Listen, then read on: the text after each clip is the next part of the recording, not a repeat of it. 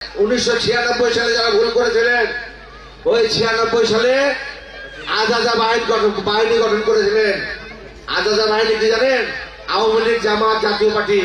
তাদেরকে বলতে চাই, যারা ওই জাতীয় পার্টি আর জামাতকে নিয়ে, আওয়ামী লীগকে নিয়ে ঐক্য করে বেগম খালেদা জিয়ার বিরুদ্ধে আন্দোলন করেছিলেন, বিএনপির বিরুদ্ধে আন্দোলন করেছিলেন, তার ফল তো আপনারা নিজেরা পেয়েছেন।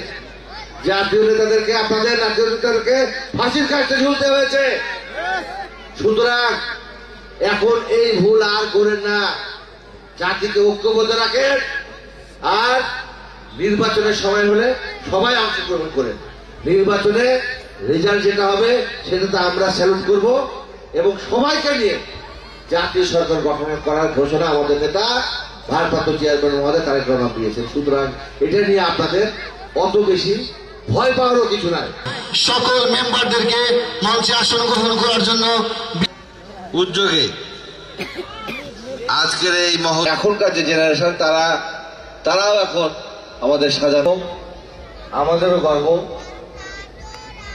এলাকার কৃতি সন্তান আমাদের প্রফেসর আব্দুল রাজ্জাক ভাই, সে আমাদের প্রফেসর রেজাউল ভাই আমাদের উপস্থিত আছেন, আমাদের বিটন আহ্বায়ক, আর একজন আছেন আমাদের ইয়াসমিন, আমাদের সুইট কাজী ভাই বক্তব্য রাখলেন, এবং অনেক ছাত্র। আরে খেলাধুলার সময় তো এখন সিজন চলছে, বাইরের মাঠে খেলা হয়েছে, সকল দল অংশগ্রহণ করেছে।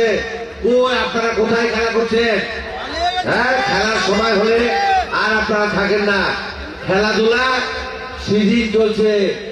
বলছেন যে আমি খুব বেশি দূরে নাই। কত দূরে আছেন? দিল্লিতে আছেন? টুপুস করে চলে আসবেন। আরে আসেন, আপনি তো টুপুস করে ফেলে দিতে চেয়েছিলেন প্রফেসর ইউনূস সাহেবকে, 2 বার চুপড়া দিয়ে তুলে দিতে চেয়েছিলেন, আর দেশনেত্রী বেগম খালেদা জিয়াকে পদ্মা ওই ব্রিজ থেকে ফেলে দিয়ে চুপড়ে রেখে দিতে বলেছেন, অর্থাৎ হত্যা করতে চেয়েছিলেন। আপনার এত খায়েশ, আপনি এত বড় প্রতিহিংসা পরায়ণ, আপনি যখন ওয়ান লেভেলে রাজনীতিকে বিরাজনীতিকরণ করার জন্য ওই মঈনুদ্দিন ফখরুদ্দিন দল যখন আপনাকে গ্রেফতার করেছিল, তখন দেশনেত্রী বেগম খালেদা জিয়া আপনার মুক্তির দাবি করেছিল। দেশনেত্রী বেগম খালেদা জিয়াকে দেশ থেকে বাধ্য করার চেষ্টা করা হয়েছিল। দেশনেত্রী বেগম খালেদা জিয়া দেশে ছিলেন বিধায় আপনি দেশ থেকে পালিয়ে গিয়ে আবার আসার সুযোগ পেয়েছিলেন, এবং পরবর্তীতে ছল চাতুরি করে প্রধানমন্ত্রী হয়েছিলেন। দেশে কোনো আইনের শাসন ছিল না। দেশে সুপ্রিম কোর্ট বলেন, হাইকোর্ট বলেন, জজ কোর্ট বলেন, ম্যাজিস্ট্রেট কোর্ট বলেন, কিছুই ছিল না। ছিল শুধু কি? মজিব কোর্ট ছিল। মজিব কোর্ট ছিল। যারা মজিব কোর্ট করত তাদের জন্যই সব, আর বাকিদের জন্য কোনো বিচার ছিল না। যে আমার এই গেল, আমার ওই গেল, কেন হিসাব ছিল না? শুয়ার জায়গা পাইনি আমার ভাইরা। একজন আত্মীয় স্বজনের বাড়িতে আমি আমাদের নেতা কর্মীদেরকে বলতে চাই, কোন ফ্যাসিস্ট যারা শেয়ার বাজার থেকে টাকা লুট করে, যারা ব্যাংকে ধস নামিয়ে স্বৈর শাসকের যারা দোষর, তাদেরকে একজনকেও কেউ শেল্টার দিবেন না, বিচার চাই। আজকের অত্যন্ত গুণী মানুষ আপনি, বাংলাদেশের একজন উজ্জ্বল নগর। আমরা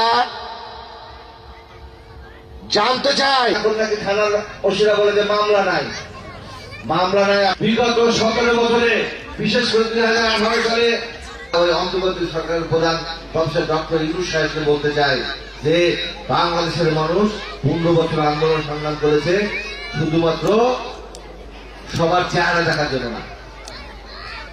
তারা একটি কমিটমেন্ট থাকবে জাতির কাছে, যাদের সেই ধরনের একটা সরকার তারা চায়, এবং তাদের সরকার তারা নিজেরা নির্বাচনের মাধ্যমে নির্বাচন করতে চায়। সেই জন্য নির্বাচন দিতে হবে, পরিষ্কার করে রোডম্যাপ দিতে হবে, নির্বাচনের তারিখ ঘোষণা করতে হবে।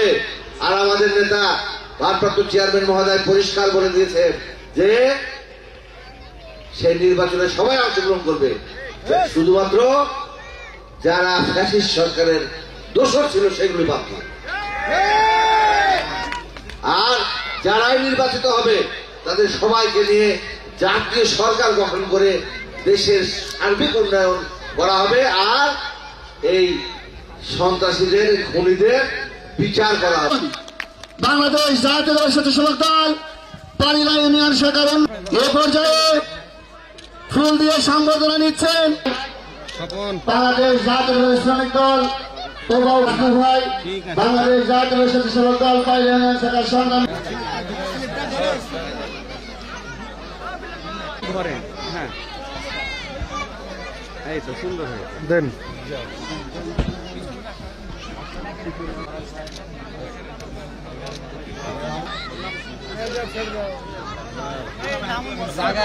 রাস্তাটা দেও, ওনারা দেখ।